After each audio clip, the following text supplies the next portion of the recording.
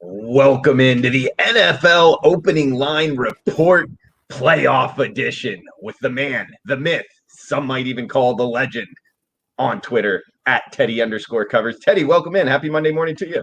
Hey, great to be here, Drew. Excited about the start of the first ever 6 wild card game weekend in the NFL. So it's a unique situation compared to what we've seen in years past. Obviously, the 2 seeds being forced to play this weekend could have enormous implications down the road when it comes to Super Bowl future odds. But we've got 6 games to break down, Drew, and we have a future book we can look at as well. So no shortage of things to discuss. I will say this about, if you're saying now's the time to make a Super Bowl bet, now's the time to make a Super Bowl bet. If you're betting one of the favorites, I guess if you want to take a short price on a favorite, you can do so. If you're betting any of the long shots, all right, and basically it's split. Half the teams are at 14-1 or less. The other half the teams, there's 7 teams at 14-1 or less from the Westgate last night.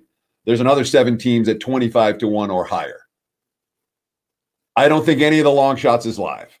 Okay. But if you do, the way to maximize your return on investment is not to make one bet before the playoffs start. All right. If you think the Titans are going to go all the way, all right, you don't bet the Titans at 40-1 right now or whatever they are. All right. You bet the Titans on the money line in week 1. And then you bet the Titans on the money line in the second week. And then you bet the Titans the money line the third week. And then you bet the Titans the money line in the Super Bowl, assuming they get that far. And your return on investment will dwarf what you would have gotten had you bet Tennessee and the future book prior to the start of the postseason.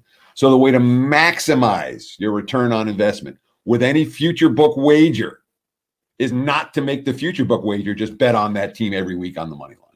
And that works. It is if you expect one of the long shots to be live. And again, those are basically a lot of the teams we're talking about this weekend. Teddy, well said. Couldn't have said it any better myself. Some good handicapping advice there for future books. Guys, shout out to the chat box here before we get into the games. Davey Dunk teasing the NFL in the house. Colin Brost as well. Chris Tucker, all welcome in. Sean as well. You got Fact On. And John Ryan Sports as well. Whether you're watching via YouTube, WagerTalk YouTube, or on Periscope, the WagerTalk Twitter handle. All welcome and feel free to chime in. And if you're watching on replay, feel free to drop a comment below as well. Please smash the like button. Teddy, we got the first game here on Saturday, 3 on Saturday, 3 on Sunday. Kind of a new landscape here to the NFL playoffs. 1:05 p.m. Eastern, 10:05 a.m. Pacific time. Indianapolis at Buffalo as we start the NFL opening line report. We're seeing Buffalo -6.5 or -7. 52 being the total. I'll throw it over to you for the first game here, Teddy. Sure. And really, before even getting into the first game, okay, and obviously we're going to break down Colts Bills here in just a minute, but I want to talk about one angle that has paid enormous dividends during Wild Card weekend, and that's the strength of schedule angle.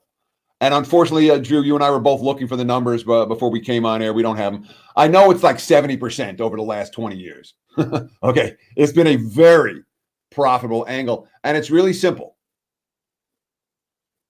For the wild card strength of schedule simple.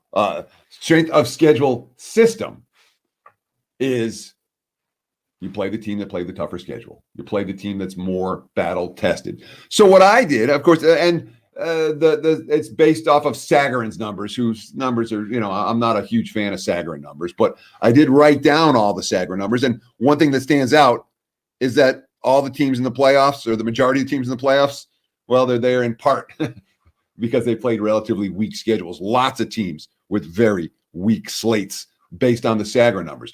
I also went through my power rating numbers, game by game, week by week, adjusting for circumstances and injuries to give my strength of schedule number. So I'm going to give those today as well as we go through. Strength of schedule here in the wild card round matters a ton. Other things that you want to be paying attention to when it comes to playoff handicapping as opposed to regular season handicapping. All right. Who can run? Who can stop the run? All right. In the regular season, we love to find our quarterbacks who are hot. In the postseason, teams that, and this is another angle that I don't have the current numbers on, but I know it was a 70+% angle. Teams that win the rushing battle by 30 yards or more, they cover point spreads. If you can handicap that pre-kickoff, you can make money. So the ability to run the football, and of course, who can get stops? We fall in love with offenses. The postseason oftentimes, and covering point spreads in the postseason often comes down to who can actually get a stop on the defensive side of the football. So defense and running matters as much or more now than it did at any point in the regular season. Bettors should pay attention. When it comes to Indy Buffalo, let's doodly-oop it right here, buddy. Doodly-doop, doodly-oop. Betting alert. Betting alert. And look, I'm seeing just as we spoke, right? As you gave the betting alert, I saw 2 shops drop back down to 6.5. Literally, as I'm looking at the WagerTalk live odds screen right now, and that's a great tool to have open all the time, that WagerTalk live odds screen. But we both seen both in the global markets and here in Vegas, Westgate is back down to 6.5 right now. Circa is at 6.5 right now. I do think that this line is going to close 7. So I do think that if you like the Buffalo side, lock in at 6.5 now. If you like Indy, you can grab a 7 right here. There's plenty of 7s available both here in Vegas and in the global markets. I don't know that they're going to be there all that much longer necessarily. They are. Right now the line is at 6 3/4. And while we've seen some buy back down to 6.5, when all said and done, Buffalo's going to take the money here. Buffalo's going to be the popular choice. I do think this will close at 7. Total's done nothing. 52 at the open, 52 right now. We're not seeing a whole lot of move. And it's an Indy team. Buffalo is a team with an enormous betting bandwagon right now. The Bills played their best football down the stretch, really on both sides. Josh Allen has played at an MVP level. The Bills are putting up points in bunches. They did up again yesterday, even though they only played the starters for the first half of that game against Miami. From a point spread bargain standpoint, the Bills have been a point spread bargain in recent weeks. They really had. Of course, Buffalo was the Buffalo over their season wins was the big ticket report for the NFL season win report this year. That ended up working out very well. It's a Bills team that I have a lot of respect for. It's also a Bills team that hasn't been in these positions and it may not be quite as easy to win by margin against an Indy team that plays pretty good defense. So there's certainly no shortage of issues on the Buffalo side of the equation. But with Indy, all right, and we've seen it in each of the last couple of weeks. We saw it in the game they blew against the Steelers. We saw it in the game they tried to blow yesterday against the Jaguars. It's an offense that's hit or miss. When they're clicking, when Jonathan Taylor's running the football, Indy can move the ball up and down the field against anyone. But Phillip Rivers in the passing game have been spotty. And this offense tends to shut down for extended periods of time. Total sitting at 52. It looks a notch bit high. We'll see what the weather looks like for this better. But like I said, I do think Buffalo is going to close as a 7-point favorite. And I'm not convinced that the early support we're seeing from the wise guys regarding Indy is something that's going to have enormous ramifications in the broader betting markets. Yeah, Teddy, emergency betting alert here, guys, right at the top of the card, 141, 142, Indy at Buffalo, -6.5, prominent books, both offshore and one in Vegas here at the 6.5 if you want to jump on it. Looks like -7 could be the case for the closing line. Teddy, interesting stat here. Indianapolis played in 5 outdoor games this season, 2 and 3, both straight up and against the spread. You think there's anything to that? This, of course, being outside in Buffalo in January? Yes, I'm worried about older quarterbacks in the cold, and I'm worried about older quarterbacks who haven't played that well down the stretch, like Phillip Rivers in the cold in particular. From a strength of schedule standpoint, the Sagarin numbers: Buffalo 13, Indy 32, dead last, the single weakest schedule in the NFL. My power rating numbers, however, between those two, and again, I'm taking my power rating number for their opponent on the week the game was played. Did you get the Cowboys with Dak Prescott at QB? Did you get him with Andy Dalton at QB? Did you get him with I forget who the third string quarterback was that 1 week. That matters. Okay. At the end of the year, it just says, oh, here's the Cowboys record. But if you played you played the right team at the right time or the wrong team at the wrong time, did you get the Steelers when they were in sync? Did you get the Steelers when they were out of sync? Did you get the Texans when they were still trying? Did you get the Texans after they were already done for their season? I mean, on and on down the line, you can go. Did you get the Rams with Goff playing well? Did you get the Rams when Goff was hurt? Up and down the league, you'll find this. And the aggregate strength of schedule numbers don't give you anything. My strength of schedule numbers might. And my strength of schedule for these two teams, literally, when you're talking about Buffalo, which is ranked 13 in Sagarin, and Indy, which is ranked 32nd in Sagarin, my numbers have them basically even for the entire season. So in terms of strength of schedule, and we add up every opponent every week. And when it comes to tougher opposition, both teams, I have 6 games against elite level competition. So it wasn't like one team feasted on the week while the other team was playing the strong or vice versa. The Sagarin strength of schedule says huge edge for the Bills. My numbers do not share that edge. And it's definitely worth noting. This is something I got wrong last week with the Cowboys, and they were sitting at 2.5, and I said, you got to bet Dallas now. It's going to go to 3.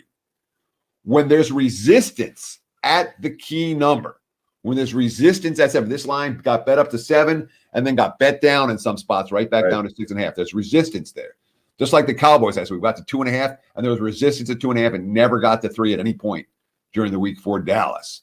When you're seeing resistance at this stage, where the markets are saying, yeah, maybe, but it tells us the markets don't love this, this game being a full 7 everywhere.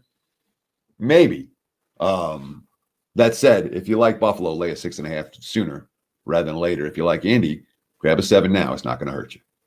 Good stuff to start off the first game here of the opening line report. We got 5 games left, 3 on Saturday, 3 on Sunday. It's going to be a good weekend here, guys, for sports bettors in the NFL playoffs. We got the middle game on Saturday, Teddy, 4:40 Eastern, 1:40 Pacific kick. This one on Fox, 143, 144, the rotation numbers. LA Rams, Seattle Seahawks, Seattle, -4.5 home favorites in the Pacific Northwest here, Teddy, 43 being the total. Yeah, and my apologies, I didn't give you my power rating number for Indy Buffalo. And I adjust my power rating significantly after week 17. I'm not basing it on week 17 results. I'm saying these are my playoff power ratings. And by significantly, I'm talking about, some teams get a point or 2 up, some teams get a point or 2 down from where I had them over the last month of the season, based on a lot of intangibles. How much public support do they have? How explosive their offense? How good's their defense? How they play well down the stretch? So I make some modest adjustments to my numbers. I made Buffalo 6 over Indy. I make Seattle 4 over the Rams. And I think that's a little short. Let's be real. All right. John Wolford was good enough to win a game at home against an Arizona team that had a depleted quarterback roster and isn't great defensively. When you're talking about backup quarterbacks in postseason games, you're talking about a pretty negative subset. And while Wolford, and again, did a show last week. I was reading these quotes from Rick Neuheisel, talking about how great he's like. Yeah, he's going to do fine. He's awesome. Wolford's our guy. And Neuheisel coached him in the AAF or something. And Wolford certainly was fine, but the playoffs are a different animal. And when you're going to the postseason without your starting quarterback, the markets are going to adjust. So again, my powering number is only 4 for Seattle. The market's opened 4 last night, 4.5. They pretty much moved to 4.5 this morning, and I'm not seeing. I thought I saw a 5 earlier, and I don't know that. I'm seeing 1.5 offshore. Yeah. They're prominent global 5 right now. I don't anticipate the Rams taking a ton of money here simply due to the QB situation. Let's talk about the strength of schedule numbers. Sagarin has Seattle at 23 and the Rams at 10. My numbers show Seattle having played the tougher of the 2 schedules when it comes to week in, week out, basing the power ratings on that. So again, the Sagarin numbers not jiving with my numbers. I like it best when they're both together. And it's not a significant difference between the 2. Both teams in the play, again, based on my numbers, in the medium. They played a medium strength of schedule difficulty, not one of the brutal schedules and not one of the particularly easy ones. Seattle is a team whose full season numbers are going to lie. All right. The Seahawks defense over the first half of the campaign is nothing like the Seahawks defense over the back half of the campaign. I think they were a top. Hang on, I wrote this down somewhere. They were, I believe, a top 10 defense. Now, I think it was even a top 5 defense down the stretch over the back half of the campaign compared to where they were at the beginning of the season, where they were literally one of the 5 worst defenses in the NFL. When you bring in Dunlap, when you bring in Jamal Adams, all of a sudden it's good defense. But while Seattle's defense is night and day better than where it was, their offense isn't. And I know they got 3 quick touchdowns yesterday and actually had a chance to cover a point spread in a game they had no business covering before they gave it up late. But I've got my concern. I was trying to figure it out in the last couple of weeks. Like, what's wrong with Seattle's passing game? I think the receivers aren't getting over. Russell Wilson's holding the ball for a really long time. And this is a receiving core that we went into this season going, maybe they have some issues. And they played great all year. And then down the stretch, we're not seeing that. DK Metcalf is not getting open the way that he was. He's hit a rookie wall. I don't know that Seattle is a team that's going to make the big plays that they did early in the season. And we're seeing that certainly from a total standpoint here. 43, the lowest total of any playoff game. And you can understand why, with the Rams potentially going with the backup QB. And LA, look, I mean, again, yesterday, championship caliber defense. Make no mistake about it. The Rams, from a defensive standpoint, are as good as any team standing in the postseason. Question whether their offense can score enough points to do anything or not. We'll have to see. There's some talk that Goff may be able to go this week, but the guy broke his thumb. I'm not convinced he's going to be able to play in Seattle. And if he doesn't go, we're likely to see a little bit more Seahawks money than we already have. Yeah, Teddy, I read a couple articles that they might give him a go too, but you're right. It's the thumb. That's always an issue. Teddy, about this total, looks like we got the LA Rams under in 11 of their last 13 games. Seattle Seahawks 1-7 over under, meaning 7 unders in their last 8 games. The lowest total on the board here, 43. You see any movement here with total wise? So, I mean, the initial, so one book opened 42.5, another book opened 44, and then a couple others opened 43, and basically it's sitting at 43 right now across the board. If Goff plays, the total's likely to go up. If Goff doesn't play, the total's likely to go down. I don't know it's going to go down significantly, not this year, given the NFL and not the, the betting market still have this the view of the Seahawks as an over team, even though they've been, as you mentioned, a dead nuts under team for the better part of 2 months. I'm not seeing a significant indicator right now that this line is definitely going down from a total standpoint. But if you like the under, it's not going to hurt you to get involved on a Monday morning if you get a 43 right here. I can't envision a scenario in which all of a sudden this total skyrockets. Even if Goff plays, I don't see this total. They're not going to be pounding the over to get it up to 45 or something. It's at 43. I don't know that it's going to go a whole lot higher. So if you like the under, it's not going to hurt you to get involved here. All right, good stuff, Teddy. 2 games down, 4 to go here. 1 on Saturday and the 3 on Sunday. We need to do a little record keeping here, guys, talking about season win totals. Of course, Teddy being the expert here, season win total report.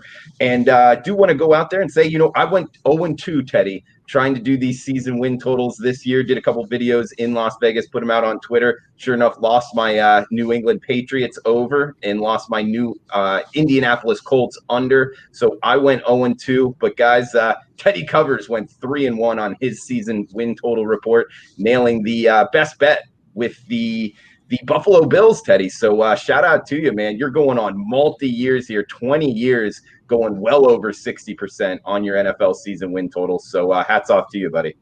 Yeah, I mean, the lifetime record now is 91-41 with those season win bets. If you're going to be asked to invest your money for the entirety of a football season, you got to have returns that show it.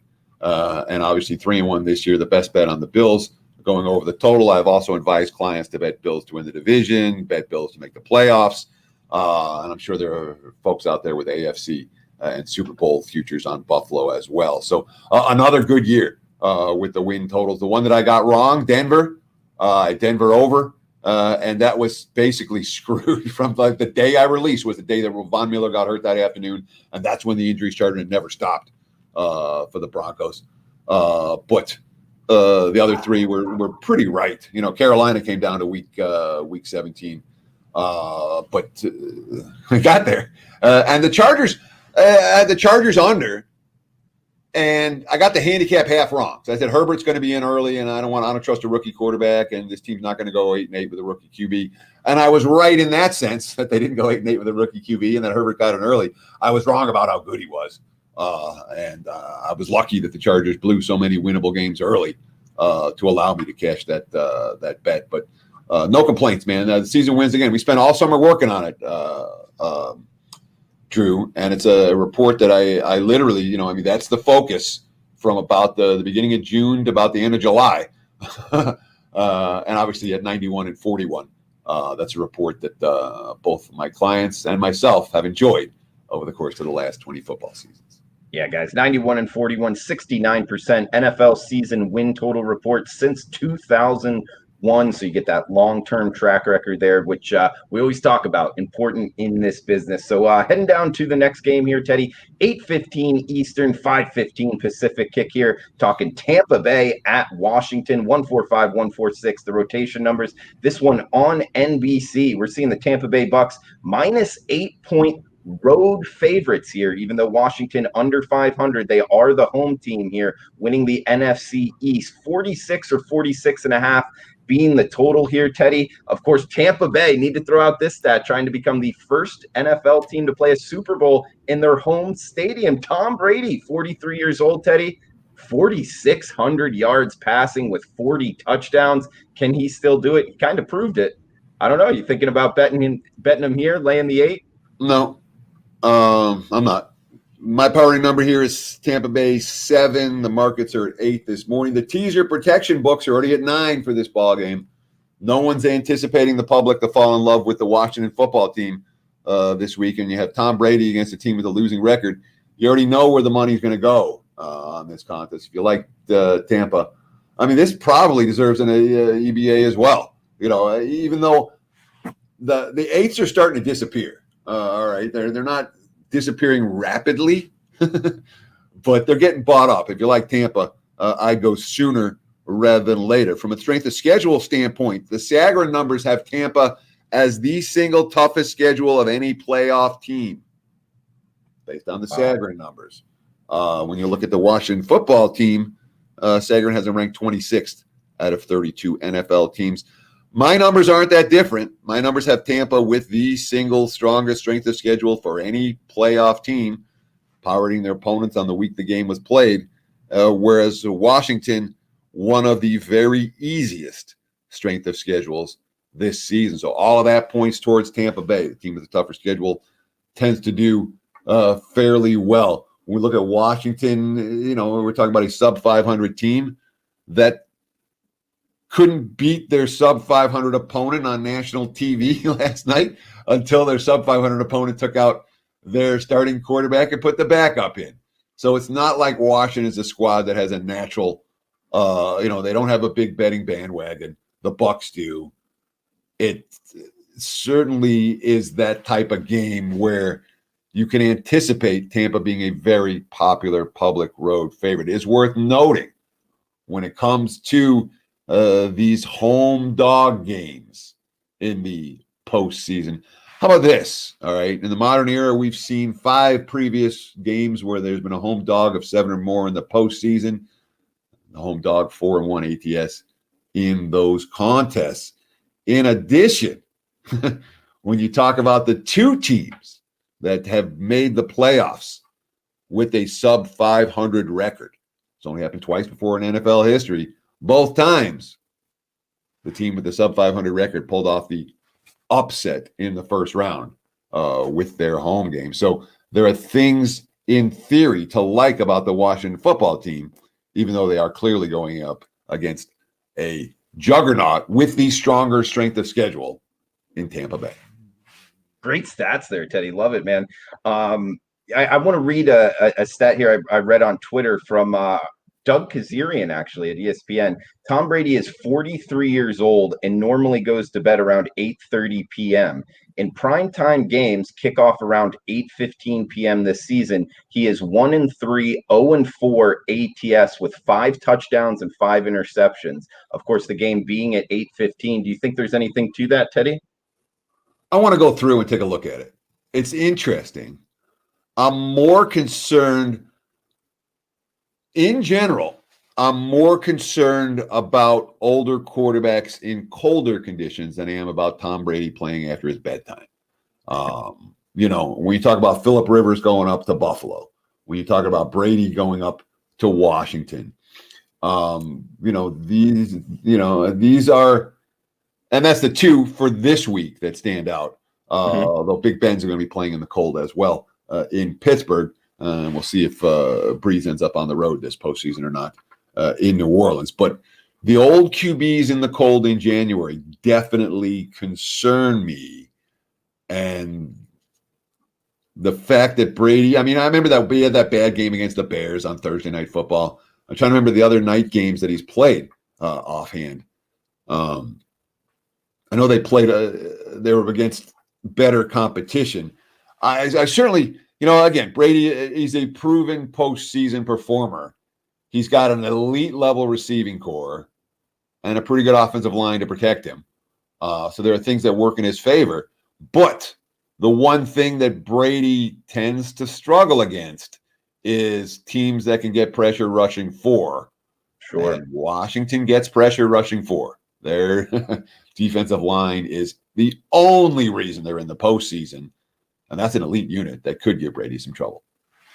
Guys, that does it for the Saturday games. We got the Sunday games coming up next. This is the NFL opening line report each and every Monday morning, 10:10 a.m. Pacific time. Teddy covers on Twitter at Teddy_covers. I'm Drew Martin on Twitter at Drew Martin Bets. Feel free to shout out any questions you want answered on the show. If you're watching on replay, that's cool too. Feel free to drop a comment below and please smash the like button, guys, if you're liking the content. We got next game up, talk about home dogs in the NFL playoffs, Teddy. We got one here, 147-148, the rotation number, kicking off the games on Sunday, January 10th, 1:05 Eastern, 10:05 Pacific kick here, AM time, -3.5. That's the Baltimore Ravens road favorites, 54 the total here. Baltimore at Tennessee, Teddy. Yeah, and I was surprised my number came as high as it did. Again, I made a couple of adjustments, and I had to adjust Tennessee down a little bit, and I had to adjust Baltimore up a little bit, but I didn't know that I would come as high as 4 on the Ravens. That surprised me, which is even higher than the market. There were some 4.5s last night. Those got bet out in a hurry.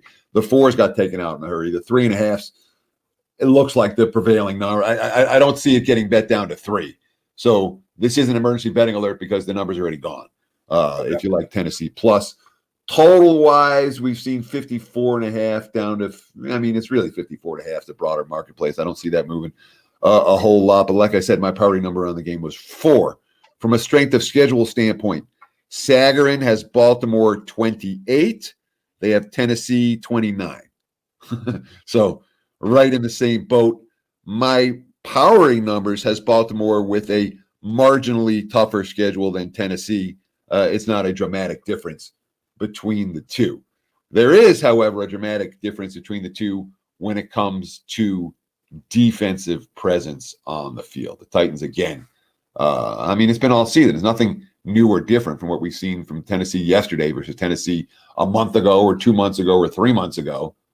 The Titans' defense has been gashed all year. They can't stop the run. They can't stop the pass. And more than any other factor, they can't get off the field on third down. Tennessee dead last in the NFL in third down conversion defense. They allowed, I believe, I saw something last night, and I apologize, I'm not remembering it correctly, but it was like Tennessee is the worst third down defense of any team ever in the postseason or something. It was really bad. And that's been the case for the Titans. When you watch Derrick Henry run, you're impressed. When you watch Ryan Tannehill throwing a Corey Davis and A.J. Brown, you're like, this offense can't be stopped. It's a really tough offense to stop, even for a team like Baltimore. But defensively, the Titans are the weakest defense here in the postseason, and that stands out like a sore thumb. My note, I'm always taking notes. I'm watching the games, and my big note for Tennessee yesterday is defense not capable of winning a playoff games. All that said, Baltimore feasted on the week. Now, remember, the Ravens were a mediocre team. They were in trouble. They had the COVID outbreak, and they came on like gangbusters down the stretch. Mm-hmm. But look who they played down the stretch. Okay, they played a weakling after weakling after the weakling, and number 26th ranked defense, followed by the 29th ranked defense. It's almost like the Bears in terms of that those type of stats. Baltimore has been feasting on the weak, not the strong. Although, again, strength of schedule standpoint, both these teams have been feasting on the weak and not the strong. Yeah, I mean, Teddy, you bring up a great point. Look at Baltimore's schedule: Cincinnati, New York Giants, Jacksonville, Cleveland, Dallas. I will say this, Teddy, because they're laying in all those games. Their last 5 games, 5 straight wins, both straight up and ATS. Do you give them the credit for covering the number against the weaker opponents? No, because it doesn't matter in a playoff game. And in fact, it has the opposite effect. There's a big betting bandwagon on Baltimore. They've covered 5 in a row. They've been killing teams. So not only are they taking a significant, and say what you want about the bottom, Tennessee's no bottom feeder. All right. So the Ravens have been beating on bottom feeders, winning and covering. Their power rating number keeps on going up. Their bandwagon keeps growing. And now they're facing a real team, which is not something, again, there are a lot of issues taking the Tennessee side in this ball game, but it's not like you're looking at Baltimore and saying, yeah, there's a ton of value with the Ravens laying 3.5 in this spot. Should be a fun game. I'm really looking forward to that one. Yeah, no, it should be. I'm interested as well. I'm also really interested if it gets down to the -3. But no. It sounds like you're confident it stays at the 3 in the hook. I don't think it's getting down to -3. And the total, I mean, again, these are, the Titans are the ultimate over team in the NFL right now. A defense that can't stop anyone, an offense that really can't be stopped, not very often. So yet we've seen this total is bouncing 54, 54.5, 55. We haven't seen a broader market move yet. I wouldn't be surprised. I don't know that we're going to say, when you think about Baltimore in the postseason, they're not a team that you're necessarily looking to bet overs. At the same time, this feels like something of an over matchup. I would be surprised this game turns into a shootout. And we also got to remember one of those covers, the one against Cleveland, came down to the stretch, and to say it was kind of a lucky cover might even be an understatement with that one. So keep that in mind when you say 5 straight wins and covers.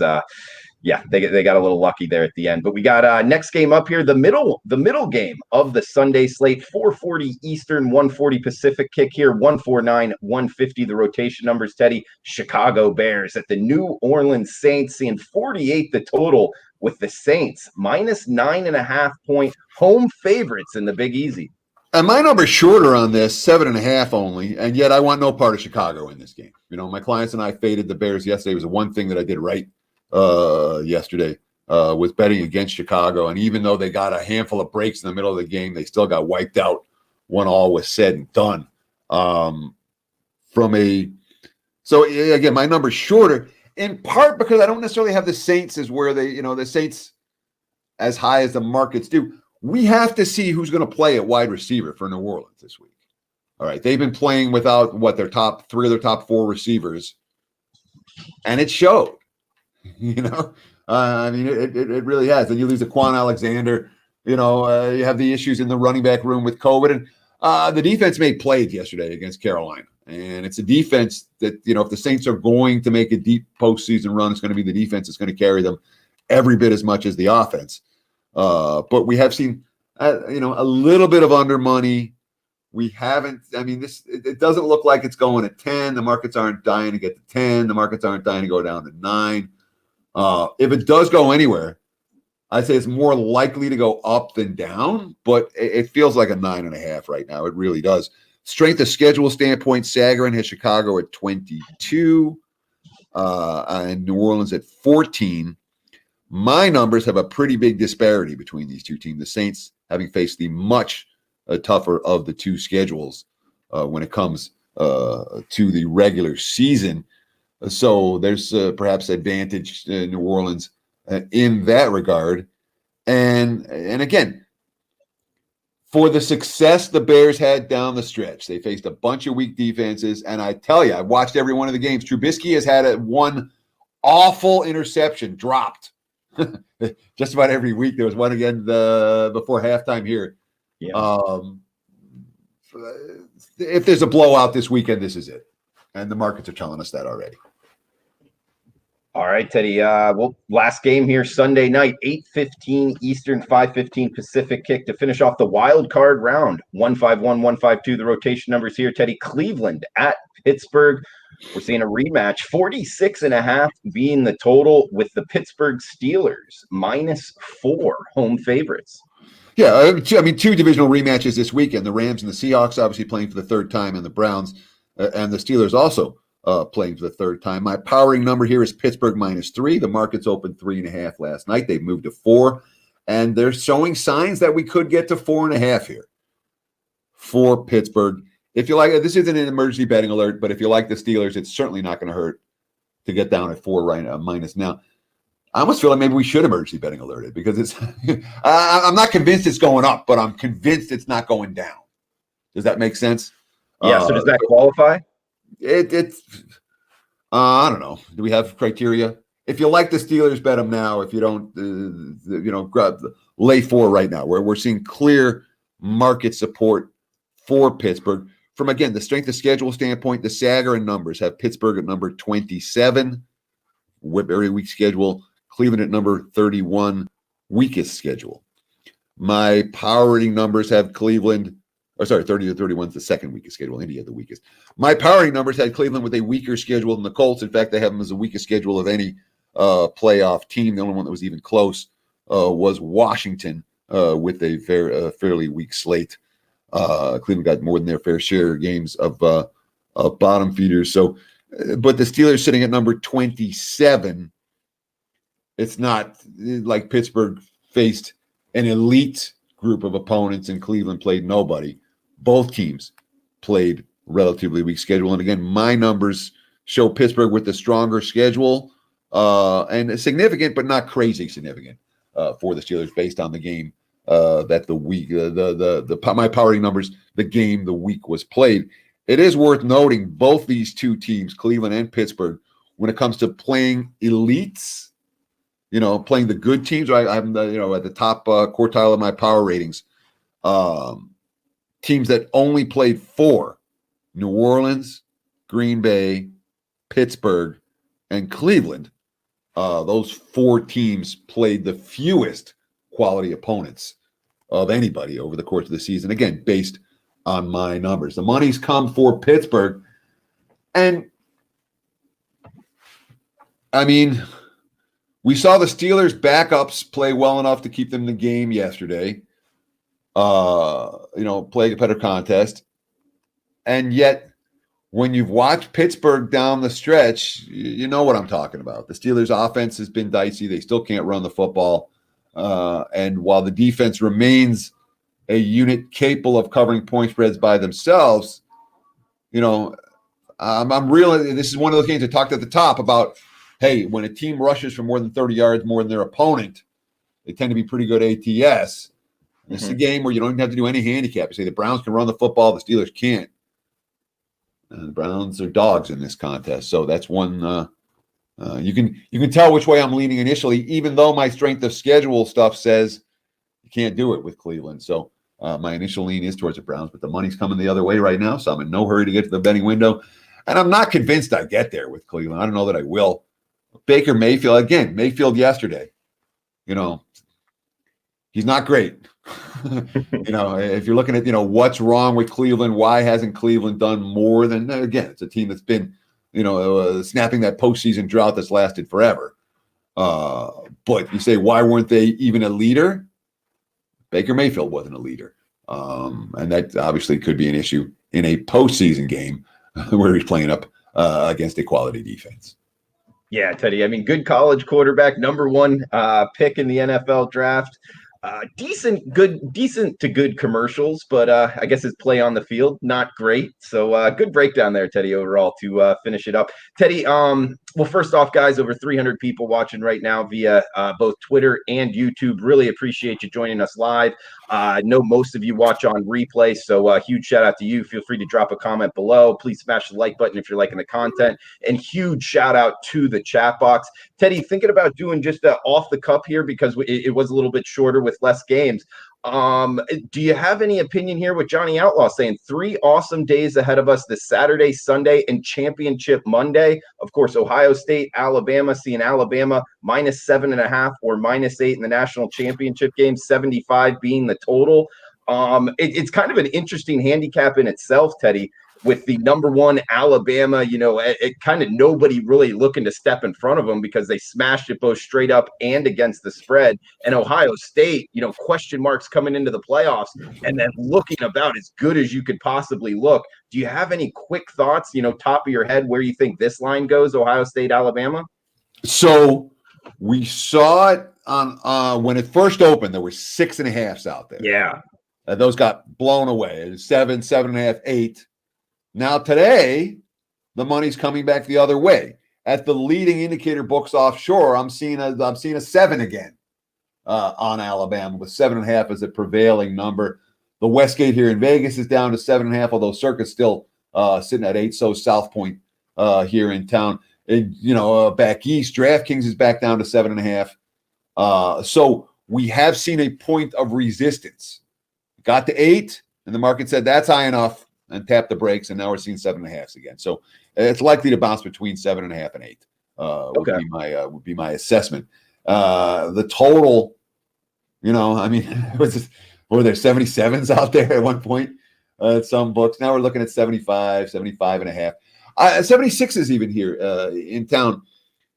Now, the Ohio State team we saw dismantling Clemson. That's as good as we've seen Ohio State play this year. Oh, yeah. It's better than we've seen Ohio. That was they saved their best game. And I think I've watched every Ohio State game prior to that one, and they saved their best game for Clemson. And we'll give Justin Fields credit. He was brilliant. We'll give the defense credit. They were, both sides of the football. Ohio State looked, there wasn't anything fraudulent about that win. They were the better team. How much of that was Clemson? And that's what I've been trying to debate. Is how their offensive coordinator, didn't make the trip. I felt like Clemson was out of sync all night, both sides of the ball. And when Fields was on fire, and I've seen Fields on fire for stretches before. I don't know if I've seen him on fire for a whole game like that. And Fields is a QB who's been not as consistent as Trevor Lawrence, and that's why Lawrence is going #1. Fields can make all the throws Lawrence can make, but Lawrence has been more consistent, and Fields has made more bad throws. And we didn't see that against Clemson. Now, Alabama's defense is not forgiving. Certainly loaded with playmakers. And the Crimson Tide, that's of all of these Alabama teams over all of this time, you can make an argument this is the best one. They are so loaded everywhere. But Ohio State's the disrespected team. And they're coming off a game in which they outplayed their power rating by a fairly significant margin. They do that again. Last time we saw Ohio State do this, Cardell Jones won them a national title. So stranger things have happened from the Buckeyes of pulling the upset in this one, although I don't think it's going to come with my money. Yeah, you bring up the total here, Teddy. What it was 77, now 76. The one thing I'll say on that is, this is in South Florida, open air stadium, and we're still some time away. So watch out for that weather. That's one thing I wanted to throw out there. And of course, if weather's an issue, getting up near 80 is going to be an issue, going to be tough for over bettors. So that's one thing that I would throw out. But in terms of the side, I think you nailed it. The market's telling us 6.5 was too low, 8, maybe a little resistance there. So it's likely going to stay in between, right around the key number of 7. And it was a tricky handicap. Right off the gate, where to open this up, and sure enough, the 6.5s got gobbled up. But and look at this, literally as we speak, someone just took out the 7.5 at Westgate. It's back down to 7. So the market, we have a prominent offshore leading indicator book and a prominent book here in Vegas that are both down to 7. The broader markets are still at 8. So as we speak, there's line variance right now that's not going to be there. Whichever side you like, lay 7 right now, take 8 right now. And then let the markets do whatever they want. He's Teddy Covers on Twitter at Teddy_Covers. I'm on Twitter at Drew Martin Bets. Guys, check him out, Sports Memo or WagerTalk.com. Of course, we talked about his NFL season win totals report since 2001, 91-41. That's 69% since 2001, guys. Long sample size there. We got NBA since August. 38-22, rock solid 64% in the NFL the last 10 weeks. And my favorite stat here, guys, since week 1 of 2015 in the NFL, 221 and 170. That's 221 wins, only 170 losses, 57% in the NFL betting market since 2015. Long sample size there, guys. Teddy Covers at Sports Memo and WagerTalk.com. Teddy, great NFL opening line report. As always, we'll be back next week for the divisional round. Anything else you wanted to throw out there before we shut this down? No, and of course, one of the things that we'll be doing on the opening line report as we get fewer and fewer NFL games to discuss is we'll talk about other sports, but year-round on Monday's opening line report. Yeah, we're going to talk a little NBA. Yeah, we'll get into college hoops. But the focus is always going to be on NFL. So this is a show that we're going to talk about the future betting marketplace, the NFL draft betting marketplace, the season over under wins betting marketplace. Throughout the offseason, we'll have plenty of football. NFL is king, and we'll have plenty of football to discuss throughout. I want to thank everyone for being here. Gosh, it's so flattering to see hundreds of you in the watching us live, and all the positive comments. I got it's really flattering, and I thank you all for your support. Really, thank you. It makes me feel good about what Drew and I are trying to accomplish every week on this show. And the message is always the same. Check out the website. If you want to buy plays, you can get them. If you don't, there's tons of free info. WagerTalk or sportsmember.com. And obviously, the one thing that we ask you to give a like. We ask you to give a comment. If you like the show, please tell your friends. We'll be on again every Monday morning right here in Las Vegas, 10:10 Pacific time. That's just after 1 o'clock for those of you on the East Coast. For Teddy Covers, I'm Drew Martin. Guys, thanks for joining us. Best of luck with your bets. Enjoy the NFL playoffs. We'll be back next Monday.